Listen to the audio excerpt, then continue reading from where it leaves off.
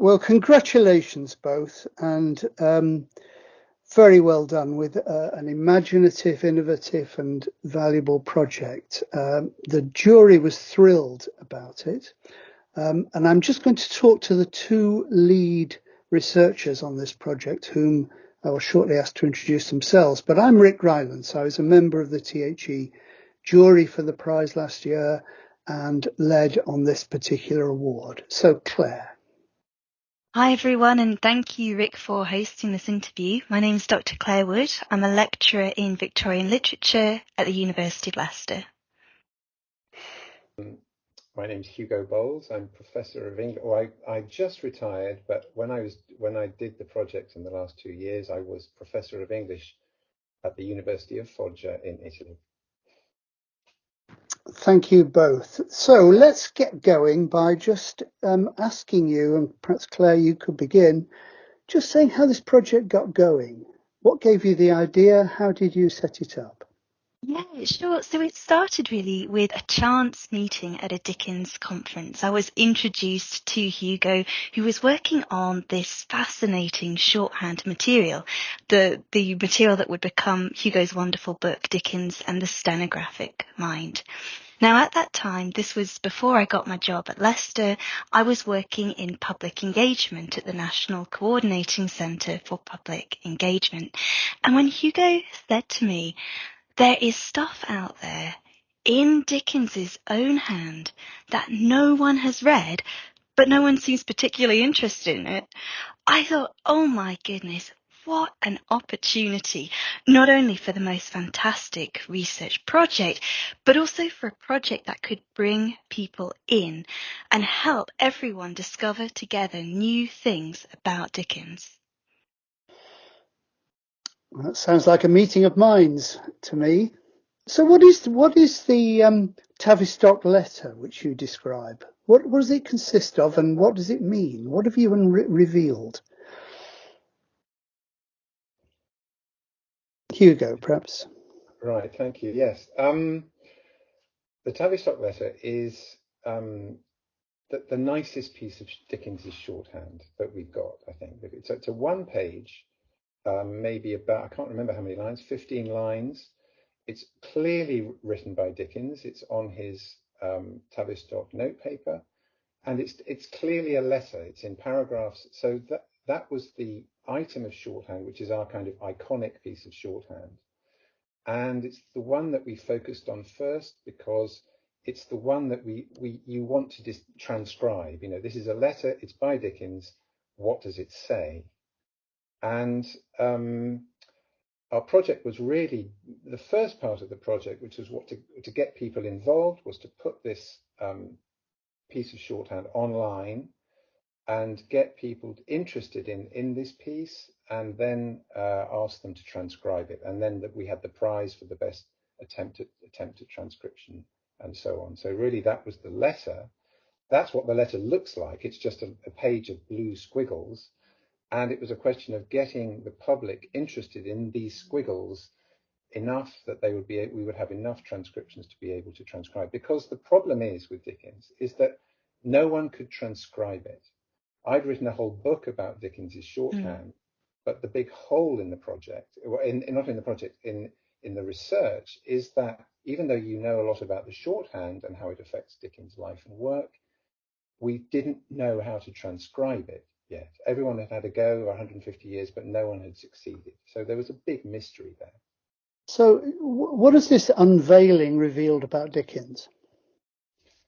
Well, what I think the Tavistotle Letter mystery showed us, because it turned out to be a lost letter, essentially, a letter to the editor of the Times, where we see Dickens really rolling up his sleeves and getting stuck in because an advert that was really important to the commercial success of his new journal All the Year Round had been somewhat rudely rejected. And Dickens, being Dickens, he went straight to the top and insisted that it appeared in, the following issues. So this isn't entirely new stuff that we're finding out about Dickens, because we knew that he was a pretty sharp businessman. He wasn't just a kind of genius writer and a creative. He was really ready to get stuck in when it mattered and when he felt it was important to get his own way in things. But I think what the letter gives us is that lovely sort of further insight, another example. And this is what we've seen in some of the further shorthand deciphering that we've been doing too with the Dickens decoders.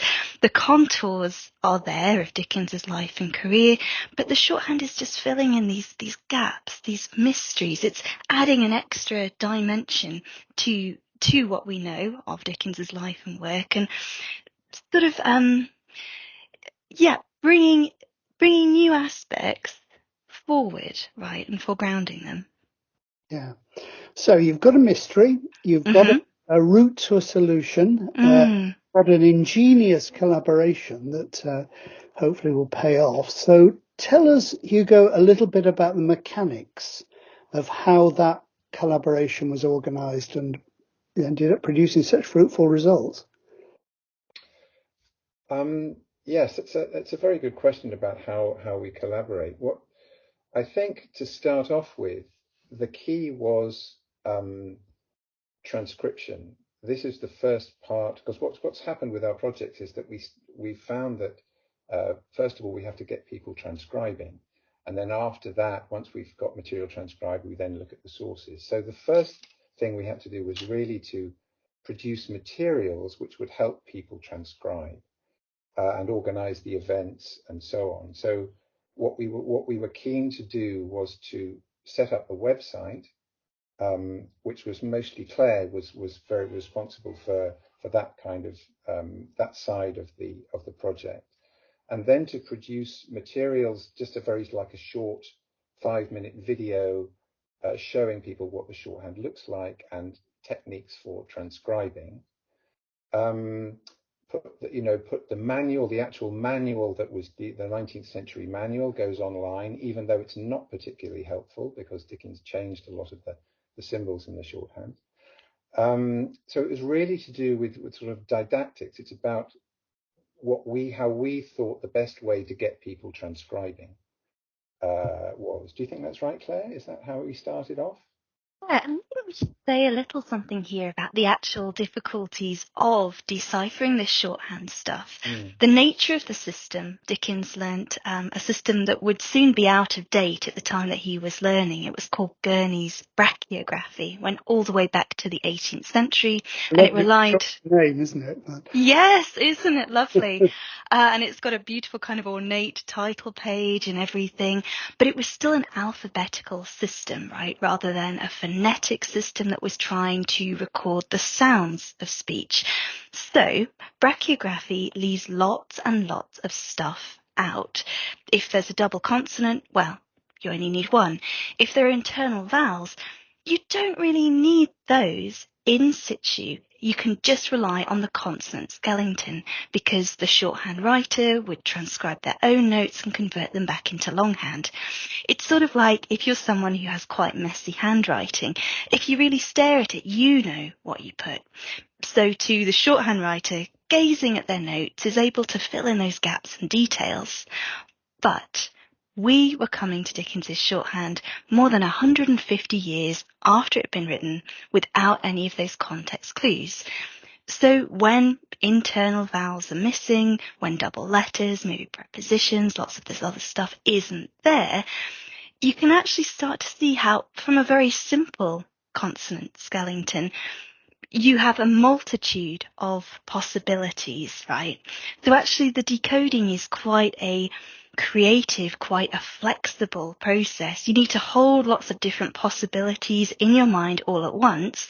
And this is why the Dickens decoders, members of the public with an interest in codes or puzzles or people who are really good at word games, found such a satisfaction, I think, in approaching this different shorthand challenge.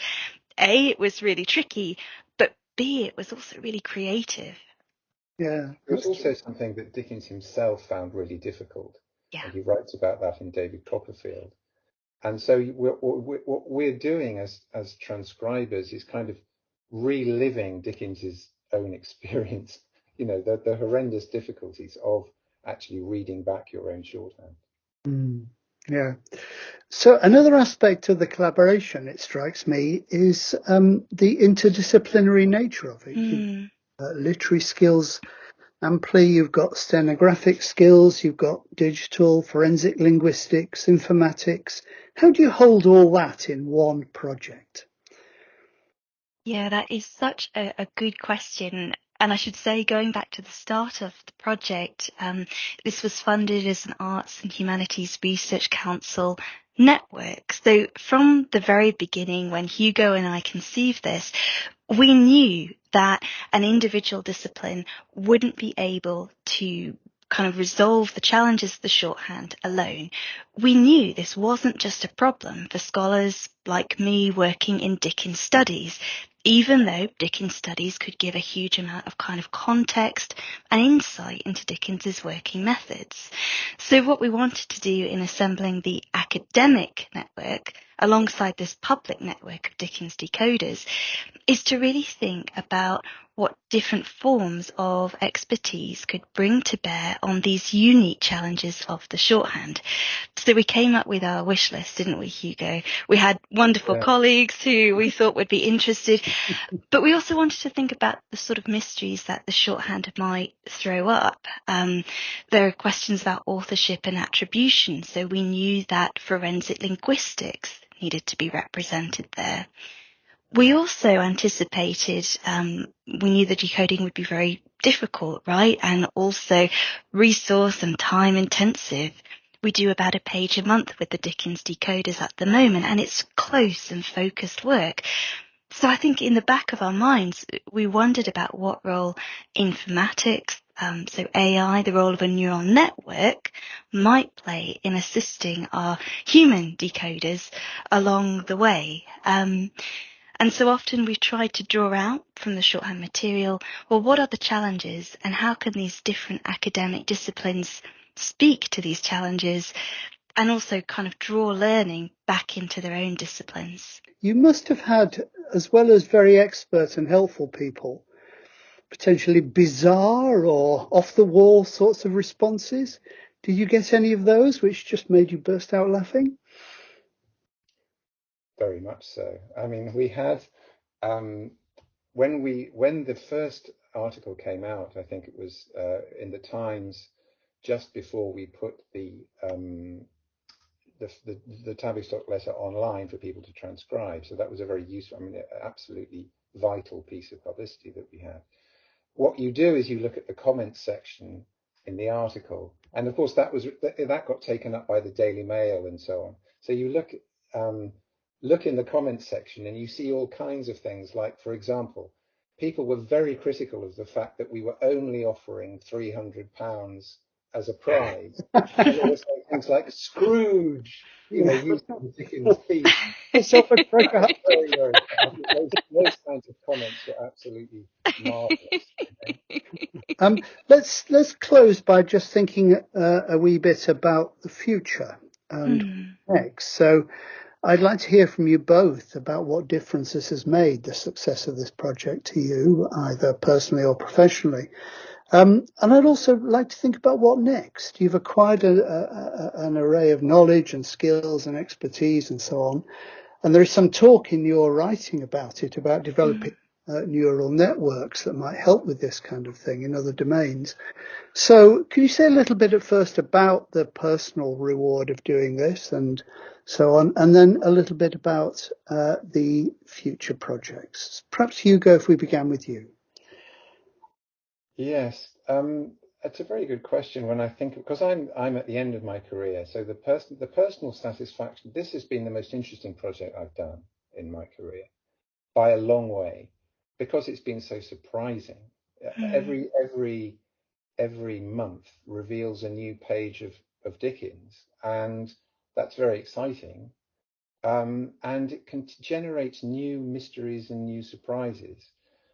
I think that's my first feeling about the project, and I'm just so grateful to everyone for joining in and making it such a marvelous project. And the other thing I feel is that it makes me feel very optimistic about research and the idea that the general public is absolutely capable of understanding and engaging successfully with something as obscure as an outdated 18th century shorthand system.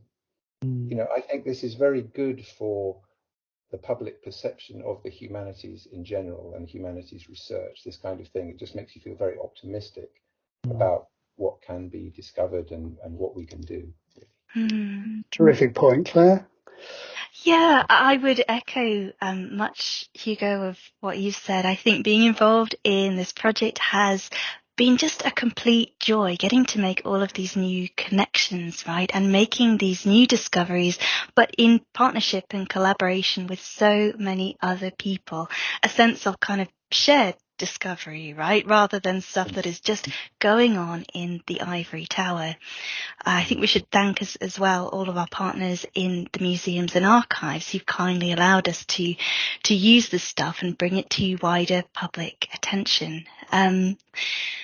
I think I've learned a huge amount in the process as well, because one of the things that these newly emerging mysteries make you do is to just go back and really question your assumptions.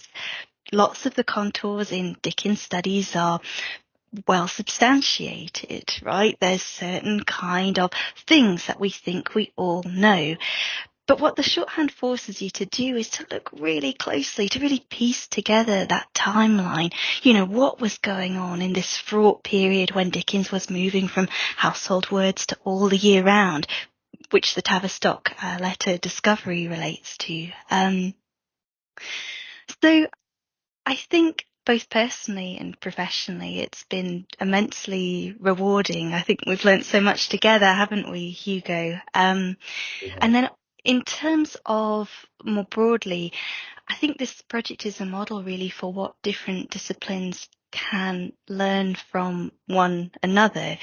When we had network meetings, we would sometimes present a challenge and just get everyone to be speaking to it. And someone would say, well, this means this to me, but I'm seeing it this way. And in that dialogue, in that collaboration, I think we just got so much further than we might have done if we were just coming at this from one angle. I should say too, regarding the neural network, you asked a little bit, Rick, about what the future of this project might entail. Well, we're going to keep on decoding. We're continuing to see what role computer-assisted technology might play in this, along with my colleagues at Leicester, particularly Professor Joe in the informatics department.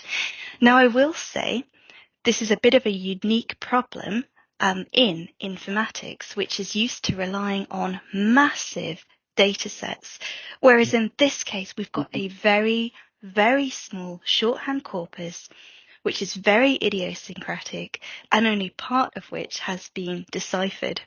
So what looked at first like it would be a straightforward challenge, getting the computer to come up with possible fillings in for those consonant skeletons, has actually proved to be much, much more difficult. But again, I think there's a lot of reward there in that shared discovery. If we can get this technology to work, it would be a huge step forward in terms of other forms of coded language where there is a very small data set. Well, very best of luck with that. I'm sure you'll bring it off. All the evidence says your success is praiseworthy. So congratulations again. Thank you for doing this interview and thank you for the project. It's been wonderful. Thank you. Thank you so much. Thanks very much, Rick. Thanks.